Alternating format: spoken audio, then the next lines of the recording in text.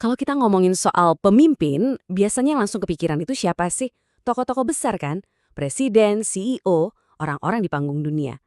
Tapi, gimana kalau saya bilang kepemimpinan yang paling nyata itu justru terjadi setiap hari? Di jalanan depan rumah kita, di setiap komunitas kecil di sekitar kita. Yuk kita bedah bareng-bareng konsep kepemimpinan mikro ini.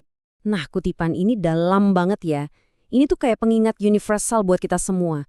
Kepemimpinan itu bukan soal jabatan atau posisi, tapi sebuah tanggung jawab yang nempel di diri kita masing-masing.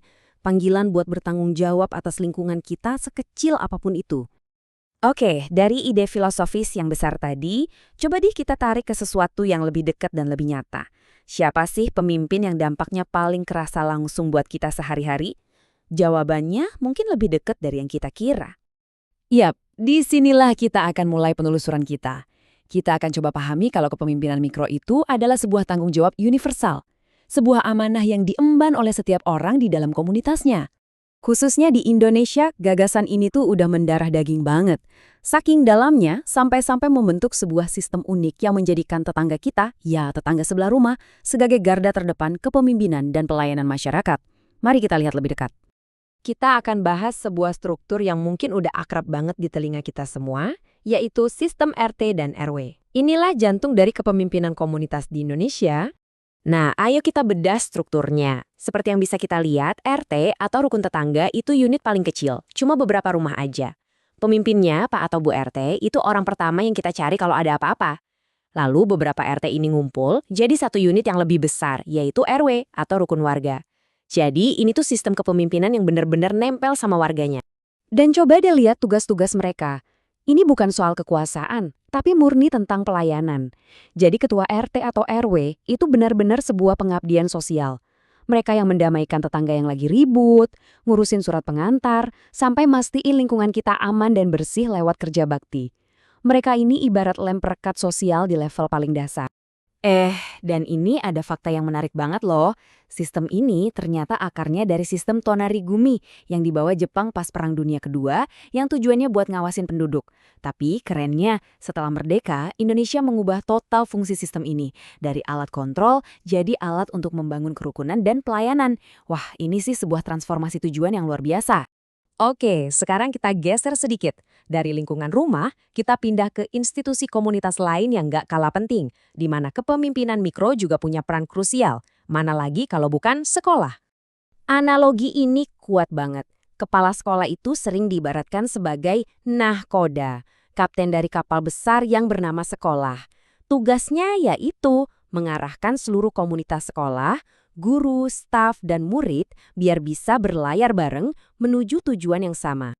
Nah, untuk benar-benar paham peran kepala sekolah, kita harus ngerti satu konsep kunci, amanah. Amanah itu artinya kepercayaan yang suci. Jadi jabatan itu bukan sekedar pekerjaan atau hak, tapi sebuah beban tanggung jawab yang berat yang kelak pasti akan dimintai pertanggungjawabannya. Jadi, amanah seorang kepala sekolah itu bisa kita bagi jadi 3 pilar utama. Mereka adalah penjaga ilmu, harus mastiin guru-guru ngajar dengan baik. Terus, mereka penjaga fasilitas, memastikan sekolah itu tempat yang aman dan nyaman buat belajar. Dan yang paling penting, mereka adalah penjaga nilai. Mereka harus jadi role model utama buat semua warga sekolah. Lalu, gimana caranya para pemimpin komunitas ini, entah itu Pak RT atau kepala sekolah, mengambil keputusan? Mereka nggak bertindak sendirian. Mereka pakai sebuah proses yang sudah sangat mengakar dalam budaya kita di Indonesia. Proses itu namanya musyawarah. Ini adalah bentuk demokrasi yang tujuannya bukan untuk menang atau kalah, tapi untuk diskusi bareng-bareng sampai mencapai kesepakatan bulat, yang biasa kita sebut mufakat. Semua suara didengar, semua perspektif dipertimbangkan. Dan musyawarah ini ada etiketnya sendiri, yang intinya adalah saling menghormati. Pertama, dengerin dulu orang lain sampai selesai, jangan main potong. Kedua, sampaikan pendapat dengan sopan tanpa merendahkan orang lain. Dan yang paling penting, terima hasilnya dengan ikhlas. Ini latihan buat kita semua untuk menempatkan kepentingan bersama di atas ego pribadi.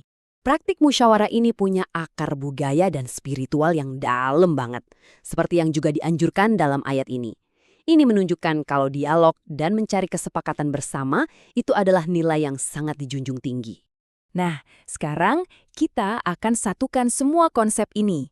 tanggung jawab, amanah, dan pelayanan lewat sebuah kisah yang dengan sangat indah menggambarkan inti dari filosofi kepemimpinan yang kita bahas dari tadi.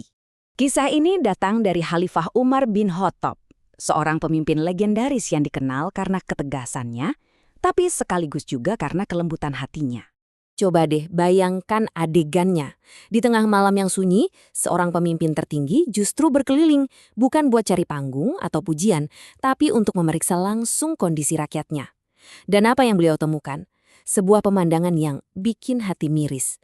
Seorang ibu yang merebus batu, cuma buat menenangkan anak-anaknya yang kelaparan. Reaksi Khalifah Umar inilah kuncinya. Beliau tidak menyuruh ajudannya. Beliau tidak mendelegasikan tugas itu. Rasa tanggung jawabnya begitu besar, sehingga beliau sendiri yang berlari ke gudang negara, dan beliau sendiri yang memanggul karung gandum berat itu di punggungnya. Ini adalah tindakan pelayanan yang paling nyata. Jadi, inilah inti dari semuanya. Kisah ini dengan sangat cemerlang menggambarkan bahwa kepemimpinan sejati itu diukur bukan dari seberapa tinggi jabatanmu, tapi dari seberapa berat beban yang kamu bersedia angkat untuk orang lain. Ini tentang empati yang diwujudkan dalam aksi nyata. Dan ini membawa kita pada pertanyaan terakhir untuk kita renungkan bersama. Dalam peran kita masing-masing sebagai orang tua, teman, kolega, atau anggota komunitas, kita semua ini adalah pemimpin loh. Pertanyaannya adalah, karung gandum siapa yang sedang kita panggul? Beban siapa yang sedang kita bantu ringankan?